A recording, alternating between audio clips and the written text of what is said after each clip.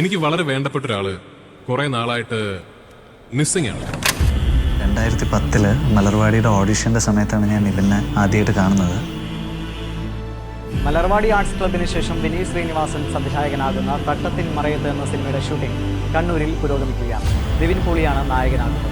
ഞാൻ ആഗ്രഹിക്കുന്ന ഒരു നിവിനുണ്ട്. അത് ചില സാധനങ്ങളുണ്ട്, ഹ്യൂമറിൻ്റെ ചില ഏരിയാസ് ഒക്കെ അത് നിവിനെ പോലെ വേറെ ആർക്കും ചെയ്യാൻ പറ്റില്ല. ആ ടൈമിങ് അവന് മാത്രമേ ഉള്ളൂ. അവൻ്റെ സ്ട്രെങ്ത് എന്ന് വെച്ച് കഴിഞ്ഞാൽ ഭീകര സ്ട്രെങ്ത്താണ്. ആ ഏരിയയിൽ അവന് വെല്ലാൻ ആരുമില്ല.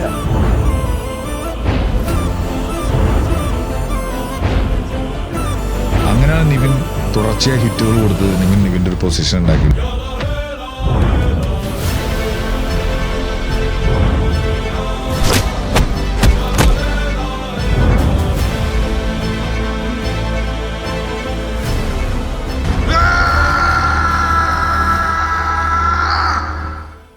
പെട്ടെന്നായിരുന്നു നിവിൻ പോളിയുടെ ഡൗൺഫോൾ സംഭവിച്ചത്. ഒരു ദാരുണമായ അവസ്ഥയാണ് നിവിൻ്റെ ആലോചിച്ച് നോക്കുക. സാക്ഷാൽ ലാലേട്ടന് വരെ മലയാളത്തിൽ കോമ്പറ്റീഷൻ കൊടുത്തിട്ടുള്ള നടനാണ് നിവിൻ പോളി. ഒരു കാലത്ത് കണ്ടിന്യൂസ് ആയിട്ടുള്ള ഹിറ്റ്, ബോക്സ് ഓഫീസിൽ വൻ കളക്ഷൻസ്, സൗത്ത് ഇന്ത്യയിൽ തന്നെ പോപ്പുലാരിറ്റി ഉണ്ടായിരുന്ന ഒരു നടൻ്റെ ഇന്നത്തെ അവസ്ഥ എവിടെ എത്തി നിൽക്കുന്നു? ഈ പടം കണ്ടു കളഞ്ഞ എൻ്റെ 2.5 മണിക്കൂറിന് ആര് ഉത്തരവാദിത്വം പറയുന്നെന്ന് എനിക്ക് ആദ്യം അറിയണം. നിവിൻ പോളിക്ക് എടുത്താൽ പൊങ്ങാത്ത റോളാണ്. ഇന്റർവെല്ലിന് തൊട്ട് മുമ്പുള്ള ഒരു സീന് മാത്രമാണ് പുള്ളിയുടെ നടൻ അതിൽ കണ്ടത്. ബാക്കിയൊക്കെ നാടകത്തിൽ ചെയ്യുന്ന മാതിരി എല്ലാവരും ഇങ്ങനെ മത്സരിച്ച് വെറുപ്പിച്ചുകൊണ്ടിരിക്കുന്നു. പിന്നെ നിവിൻ ശക്തമായിട്ട് തിരിച്ചു വരും.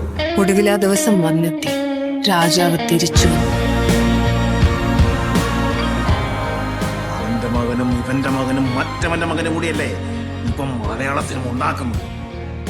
ഇവിടെ എന്റേതായ സ്ഥാനമുണ്ടാക്കാൻ വേണ്ടി ഞാൻ എടുക്കുന്ന സ്ട്രെസ്സിനിടയിൽ ചിലപ്പോൾ ഞാൻ 3-4 ബിരിയാണി കൂടുതൽ കഴിക്കണം.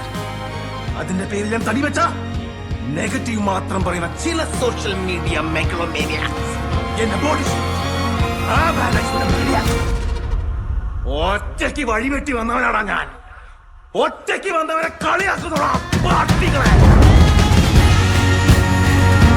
പക്ഷെ ഇനി അവന്മാരുടെ ഒരു പരിപാടിയും പക്കാവും. വന്നിരിക്കുന്നത് അവൻ്റെയൊക്കെ തന്തയാണ്. അതായിരുന്നു ഞാൻ കാത്തിരുന്ന എൻ്റെ കംബാക്ക് മൊമെന്റ്.